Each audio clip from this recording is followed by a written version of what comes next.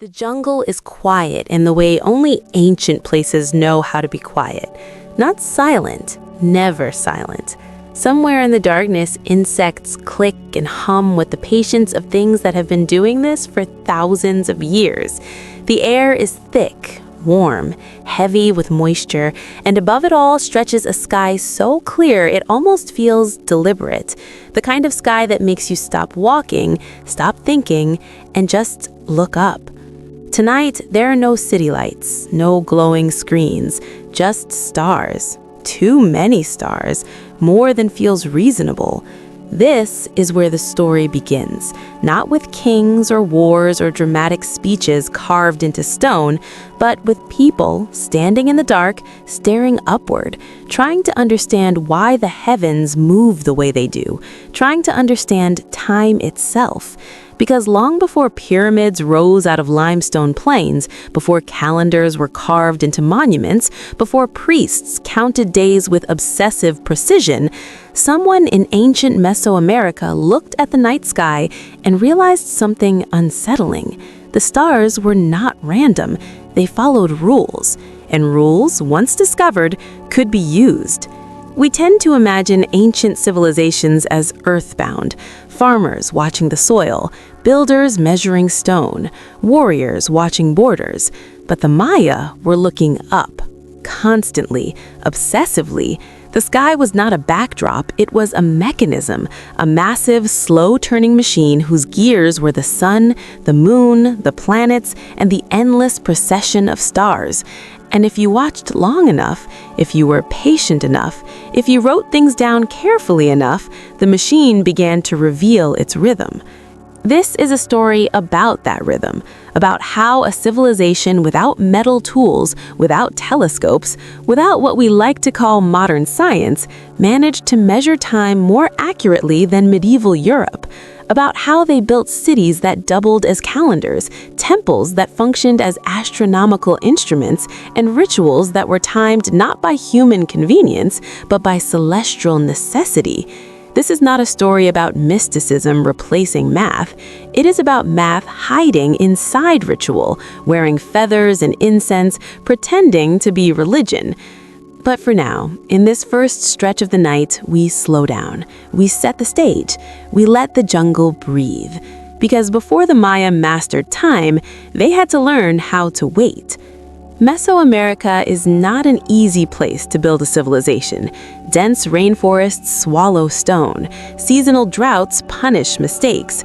Soils can be thin, unpredictable, stubborn. Survival here required planning, and planning required timekeeping. When to plant, when to burn, when to harvest, when the rains would return, when the sun would stand directly overhead and scorch the land without casting a shadow. These moments mattered. Miss them, and people went hungry. Miss them too often, and your city stopped being a city. So the sky became a guidebook. The sun's path marked the agricultural year. The moon regulated ritual life. Venus, bright and unsettling, became a celestial omen with a schedule that demanded respect. None of this happened overnight. This was slow knowledge, painfully slow. Knowledge built by generations who watched, recorded, argued, corrected, and watched again. Imagine being an early Maya sky watcher. No written books yet, no carved stelae announcing your observations, just memory, storytelling, and maybe a few scratch marks on wood or bark. You notice that the sun rises in a different place each day. Not much, just enough to be annoying. You notice that after many days, it comes back to the same place. You notice that sometimes the sun passes directly overhead and shadows disappear, which is deeply unsettling if you have never seen it before. You notice that Venus appears, disappears, and returns on a schedule that seems personal, almost intentional. At first, these observations are practical. Then they become symbolic. Then they become sacred. Because when you realize that the sky runs on cycles, you start wondering whether humans are supposed to follow them too. Time for the Maya was not a straight line. It was a series of interlocking loops, days inside months, months inside years, years inside greater cycles that extended beyond a single lifetime. This is not because they were philosophical dreamers, it is because that is what the sky actually does. The sun returns, the moon returns, Venus returns. Everything comes back eventually. The universe, from this perspective, does not rush forward, it breathes. And breathing is something you can sink to.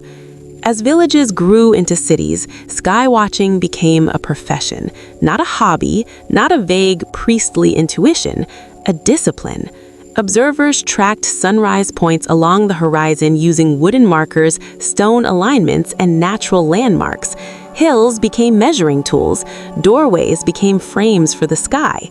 Entire buildings were oriented just slightly off true north, not by accident, but to catch a specific sunrise on a specific day.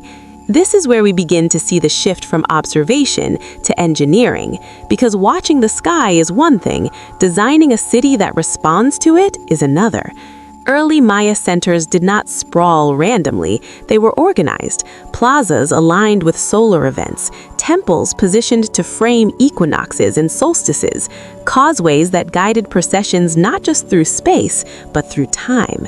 Walking these paths meant reenacting cosmic order. Every step was a reminder that the city was not separate from the universe, it was part of it. Of course, none of this was explained to the average farmer in mathematical terms. You were not handed a chart and told about solar declination. You were told stories, myths. The sun was a god on a journey. The moon was a companion with moods. Venus was dangerous, beautiful, and absolutely not to be ignored. But beneath the narrative layer, the calculations were real. Someone, somewhere, was counting days. Someone was correcting errors. Someone noticed when the calendar drifted and adjusted it before the rituals stopped lining up with the sky. And that someone mattered more than kings. Because control over time is control of legitimacy. If you can predict eclipses, you look powerful. If your rituals happen exactly when the sun does something dramatic, you look chosen. If your calendar stays accurate across generations, your authority feels eternal. The Maya understood this intuitively.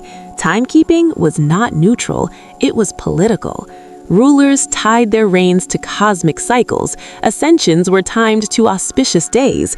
Monuments recorded dates not because the Maya were obsessed with history, but because dates themselves were sacred objects.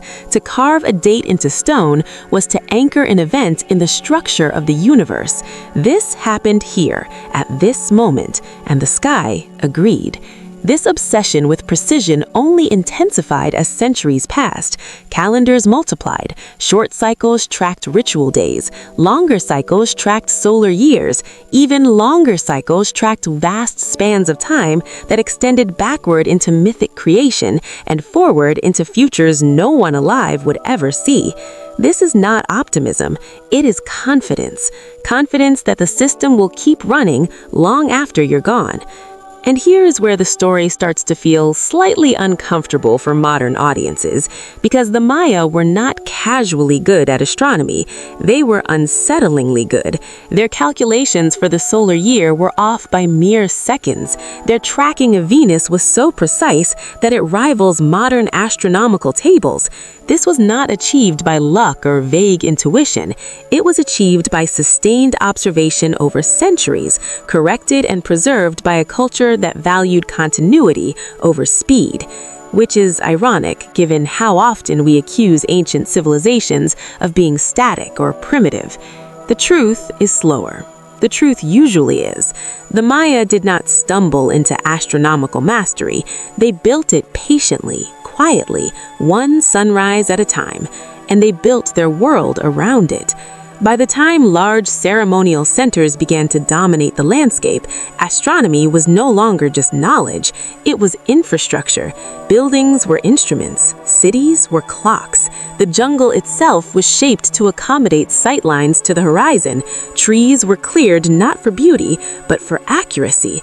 Because if the sun rose a finger's width off from where you expected, something had gone wrong, and something wrong in the sky meant something wrong on Earth. There is a temptation to romanticize this, to imagine serene sages gazing at the stars in peaceful contemplation, but this was work, demanding, repetitive, occasionally frustrating work. Clouds ruined observations, droughts disrupted rituals, political upheaval interrupted continuity, and yet the system held. It adapted, it absorbed disruptions and recalibrated, because the Maya did not believe time could be controlled, they believed it could be respected, and that belief shaped everything that followed. As the night deepens, as the stars continue their silent rotation overhead, we begin to see where this is going, toward calendars that count thousands of years, toward cities aligned so precisely that shadows become messages, toward monuments that function as both sacred spaces and astronomical records. But for now, we stay here, at the beginning, in the darkness, with people who did not yet know how famous. By now, the sky is familiar. The stars have shifted just enough that only someone paying attention would notice. Which is the point. The Maya were paying attention, not casually, not poetically, but obsessively, in the way people do when their survival depends on noticing small changes and remembering them for a very long time. This is where watching turns into counting. At some point, staring at the sky is no longer enough. Memory gets fuzzy, stories drift. Someone disagrees about when Venus last appeared or how many days passed between eclipses. So numbers enter the scene, quietly, without ceremony. Not as abstract symbols at first, but as tallies, marks, knots of time tied together so they don't slip away. The Maya did something unusual here. Instead of forcing the sky to fit human schedules, they let human systems bend around celestial cycles. They built multiple calendars, each tracking a different rhythm, like overlapping gears in a machine that never fully stops turning. One calendar for ritual days, one for the solar year, one for counting deep time beyond any single generation. Because of course, one calendar would not be enough. That would be far too simple. The most famous of these systems is the long count, though long feels like an understatement. This was not a calendar designed to organize appointments or festivals. It was a framework for situating human events within cosmic time. Days stacked into groups of 20, except when they didn't, because the Maya understood something subtle about time. It is cyclical, yes, but it is also structured. Patterns repeat, but not always neatly. Their base 20 system, likely inspired by fingers and toes, worked beautifully for counting days. But when it came to tracking the solar year, adjustments were needed. So they made them, quietly, elegantly, without making a philosophical fuss about it. And then there is zero. The Maya did not invent zero in the sense that no one else had ever thought of nothingness, but they were among the first to use it as a functional number within a positional system, a placeholder that allowed calculations to scale. This matters more than it sounds like it should. Without zero, large numbers become clumsy. With it, time can stretch outward indefinitely without losing clarity. This is how you end up with dates that reach thousands of years into the past and future, recorded with calm confidence. Not predictions, not prophecies, just accounting. The universe started here, we are now here, it will continue on there. Simple, terrifying, comforting. What makes this unsettling is how precise it all was. The Maya calculated the length of the solar year with remarkable accuracy. Not perfect, but closer than many later civilizations using more advanced tools. They tracked Venus with a devotion that borders on obsessive. 5 synodic cycles of Venus fit almost perfectly into 8 solar years. Almost. That almost mattered, so they corrected for it. Corrections are the telltale sign of real science. Anyone can notice a pattern once. Only someone serious adjusts when the pattern drifts. These corrections were not announced to the public. They were embedded into ritual cycles, into the timing of ceremonies, into the architecture of cities. Timekeeping became invisible, which is what all effective systems eventually become. People lived inside the calendar without needing to understand its mechanics. And yet, somewhere, someone always understood. Priest astronomers were not mystical dreamers. They were administrators of reality. Their job was to keep the universe on schedule, or at least to make it look that way. An eclipse arrived unannounced, confidence cracked. A festival drifted away from the solstice, authority weakened. Precision was not an academic exercise, it was existential. This is why mathematics mattered, not abstract math, applied math. Math that told you when to plant, when to sacrifice, when to crown a king, and when to wait, especially when to wait. The long count was not about predicting the end of the world, despite what modern pop culture insists. It was about continuity, about proving that time does not panic just because humans do. There is something deeply calming about this perspective. Time is not running out. It is circling back, again and again and again.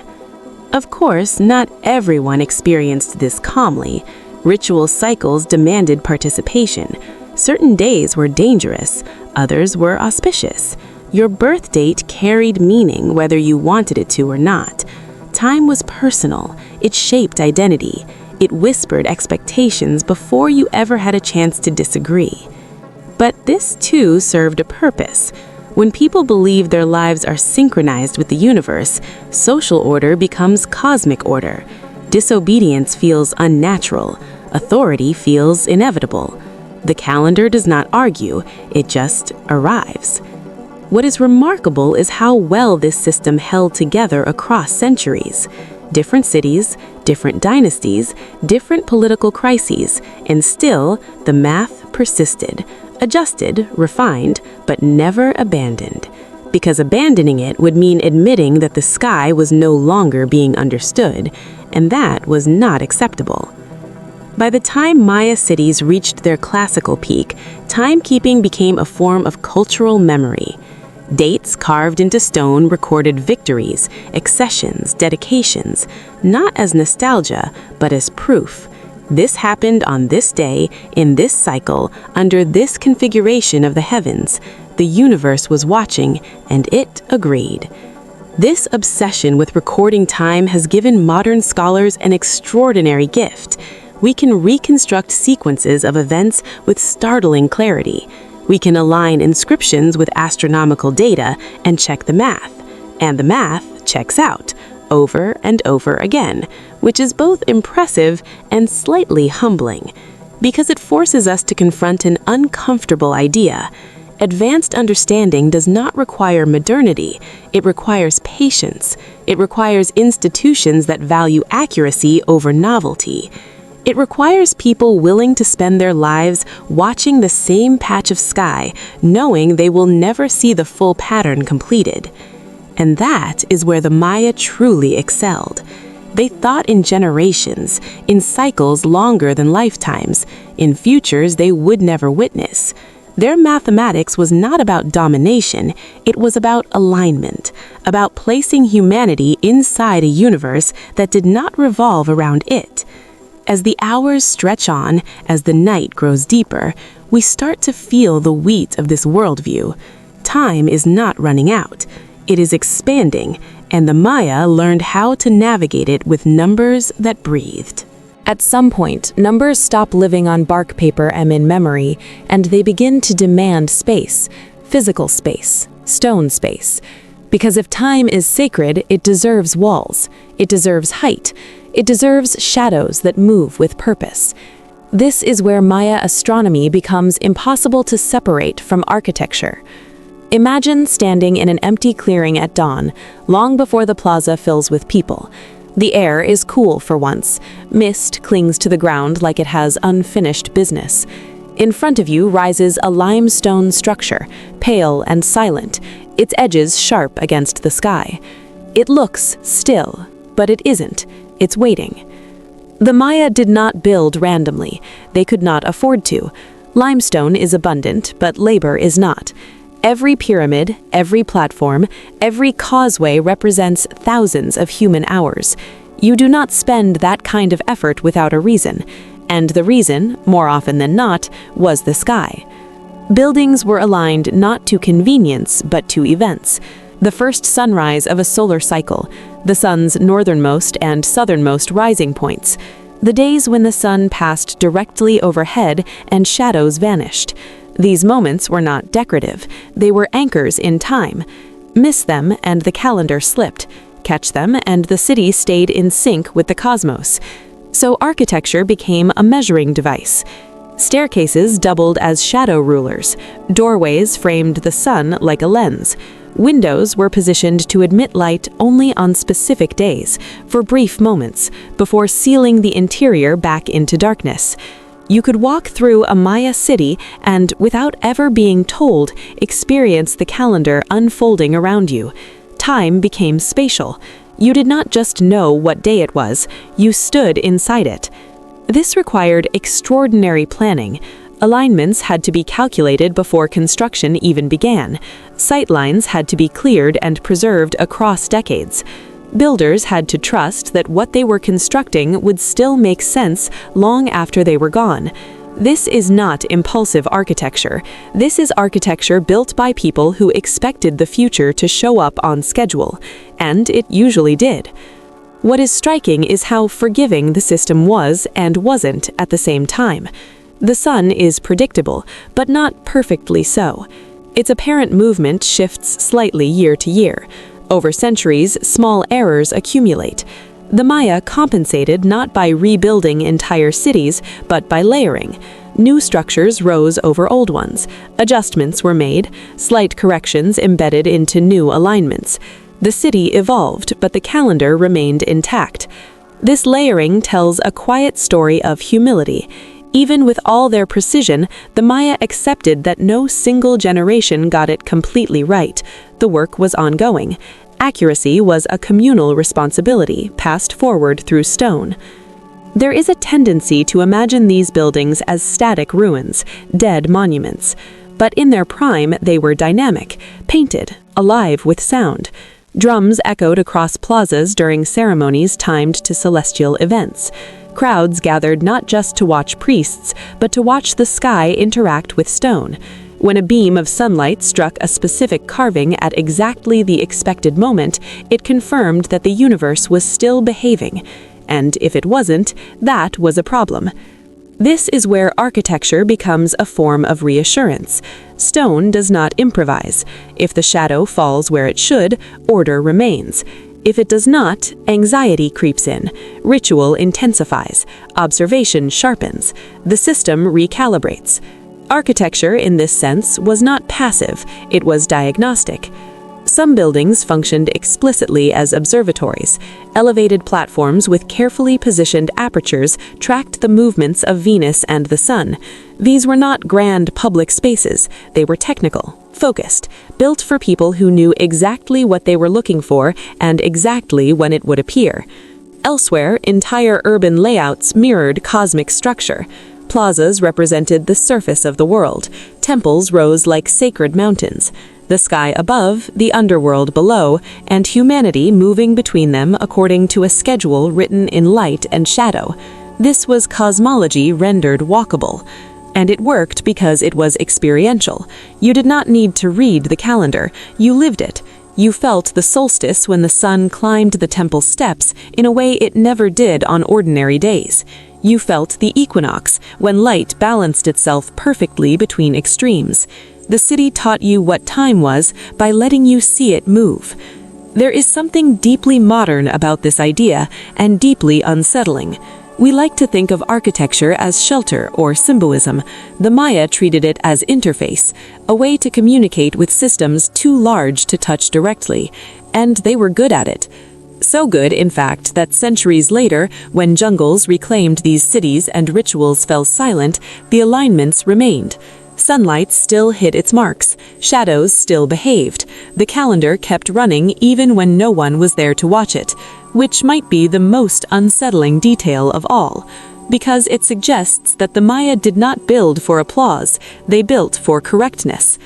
As the night drifts deeper, as the air cools again, and the stars continue their slow procession, we begin to approach the heart of the story, a place where architecture, astronomy, ritual, and performance converge so perfectly that the line between science and ceremony disappears completely. By the time you reach this place, you already know something is different. The jungle opens up in a way that feels intentional, as if the land itself stepped aside. The air changes, the sound changes, even the light seems more careful, and rising from the flat limestone plain is a pyramid that does not dominate the landscape so much as negotiate with it. This is Chichén Itzá, and this is where Maya astronomy stops being subtle. The pyramid we are drawn to is known today as El Castillo, the Temple of Kukulkan. It is symmetrical, orderly, almost restrained. No wild ornamentation, no desperate reaching for the sky, just clean lines, wide staircases, and proportions that feel deliberate, which they are, painfully so. On most days, it is just a pyramid. Impressive, yes, but still. Stone, gravity, steps. You could walk around it, admire it, take notes, and leave without feeling like anything particularly cosmic had happened. But twice a year, everything changes. On the days of the equinox, as the sun begins its descent, shadows form along the edge of the northern staircase. Not random shadows, not vague patterns you have to squint to imagine. They lock into place, triangle by triangle, light and darkness interweaving with unsettling precision. And slowly, unmistakably, a serpent appears, a body made of shadow slithering downward, connecting the heavens to the stone-carved head at the base of the staircase. This is Kukulkan, the feathered serpent, a god of wind, knowledge, and movement between worlds. And this is not metaphor, this is geometry performing theology. The timing has to be exact. The angle of the sun, the slope of the staircase, the latitude of the site. A fraction of a degree off and the illusion fails. No serpent, no revelation, just a shadow behaving like any other shadow. Which tells us something important. This was not discovered by accident. You do not stumble into this effect. You design it, you test it, you wait for it, and if it does not work, you adjust. That means someone calculated the equinoxes accurately. Someone understood how sunlight would behave months and years into the future. Someone trusted the math enough to carve it into stone. This pyramid is a calendar you can walk on. Each of its 4 staircases has 91 steps. Add the platform at the top, and you get 365, one for each day of the solar year. This is not decorative trivia. This is architecture insisting on being counted. Every ascent is a reminder that time moves upward, step by step, whether you are ready or not.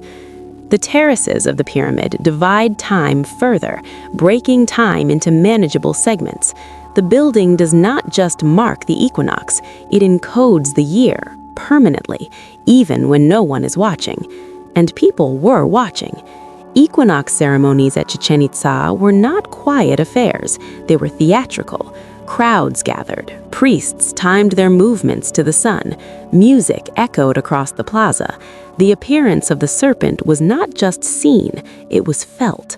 Proof that the gods were still aligned with the city, proof that the calendar was still correct, proof that the people in charge understood something the universe respected. Because if the serpent failed to appear, questions would follow, and questions in societies built on cosmic legitimacy are dangerous. What makes this even more impressive is that Chichén Itzá was not alone. Across the Maya world, cities were aligned to celestial events, though rarely with this level of dramatic clarity. solstice sunrises framed by doorways, Venus rising points marked by temples, shadows used as clocks, calendars, and omens. Chichén Itzá simply perfected the performance. This is where astronomy becomes public, where knowledge steps out of restricted spaces and announces itself in light and shadow. You do not need to understand orbital mechanics to know that something important just happened. The sky itself is participating. And this participation mattered deeply. The Maya believed that time was alive, that cycles were not passive measurements, but forces that demanded acknowledgement. When Kukulkan descended the pyramid, it was not a symbol of time. It was time, briefly visible. Modern observers sometimes reduce this to clever engineering, as if removing belief somehow improves the explanation. But belief was the point. The mathematics enabled the ritual justified the mathematics. Neither existed alone. It is also worth noting that Chichén Itzá arose during a period of transition. Political structures were shifting, power was consolidating, authority needed reinforcement. What better way to claim legitimacy than to demonstrate command over the sky itself? The serpent did not just descend for the gods, it descended for the people. And it worked. For centuries, the city thrived. Pilgrims traveled vast distances to witness ceremonies tied to cosmic events. The calendar held, the shadows behaved. Time, it seemed, was under control. Until it wasn't.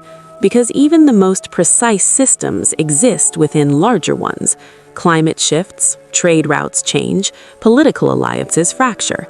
The calendar can tell you when the sun will rise, but it cannot make rain fall. And gradually, quietly, the crowds thinned. Ceremonies lost momentum, maintenance slipped. The jungle began its slow return. But here's the thing, the serpent still descends. Long after the last priest left, long after the city fell silent, long after the Maya world fractured under pressure, the sun continued to strike the pyramid at the correct angle. The shadow continued to form. The calendar continued to function. Which raises an uncomfortable thought. The Maya did not build for permanence in the human sense. They built for correctness. They trusted that the universe would outlast their politics. As the night begins to thin, as the sky hints at the approach of dawn, we are left standing in a plaza where time once performed itself in stone. The climax has passed, the serpent has descended, and now comes the long echo. By morning, the city is still. Not abandoned in a dramatic sense, just quiet. The kind of quiet that settles in when systems stop being maintained. Grass creeps into plazas, stone softens. The jungle, patient as always, begins to reclaim the edges. This is how most civilizations end, not with fire, but with neglect. The Maya world did not collapse all at once. It thinned. Cities emptied unevenly, some fell quickly, others lingered. Calendars kept counting even as fewer people cared what day it was. Astronomical knowledge did not vanish, but its institutional support did.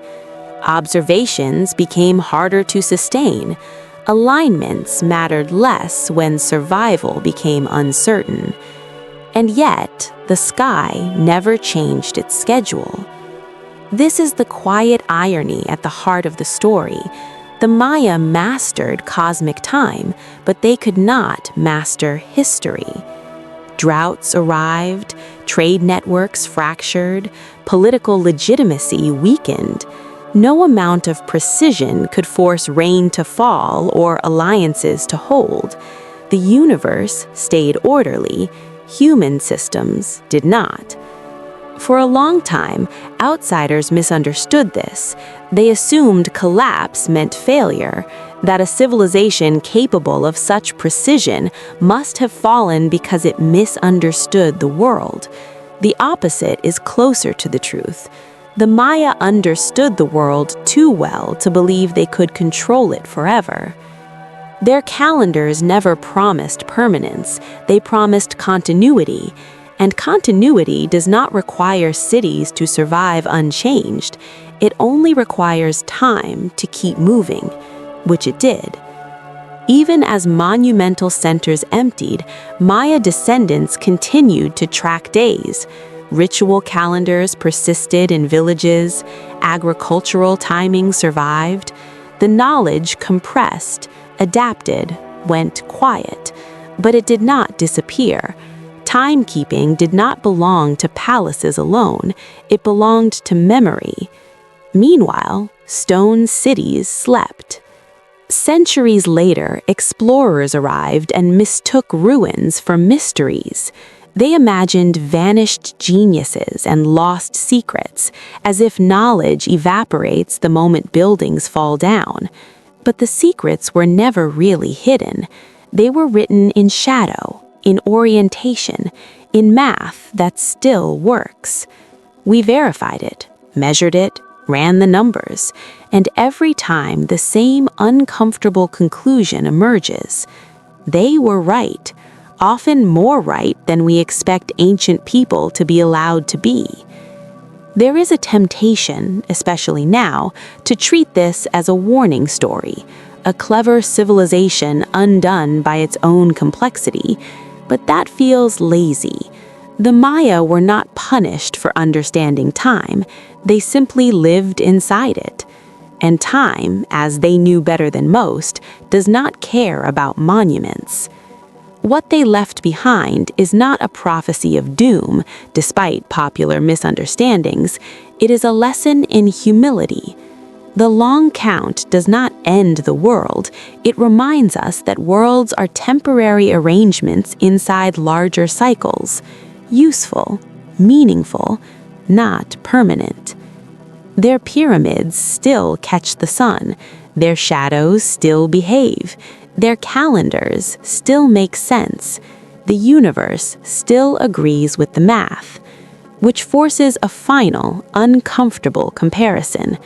We build taller than they did, faster, louder, but we struggle to think beyond our own lifetimes. Our systems chase immediacy. Their systems absorbed patience. They built for correctness, not convenience, for alignment, not acceleration. Standing in one of those plazas today, you feel it. Not awe exactly, something quieter.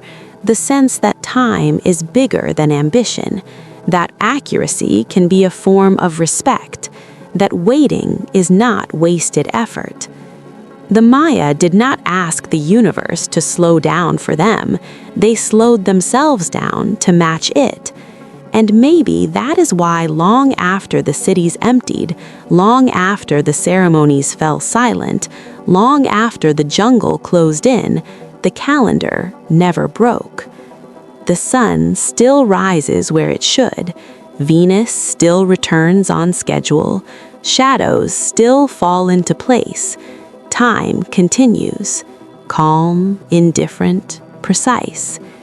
And if you listen carefully, in the early hours before dawn, it almost feels like the universe is reminding us of something we once knew and have been trying very hard to forget. That we are not running out of time, we are moving through it, slowly, exactly on schedule.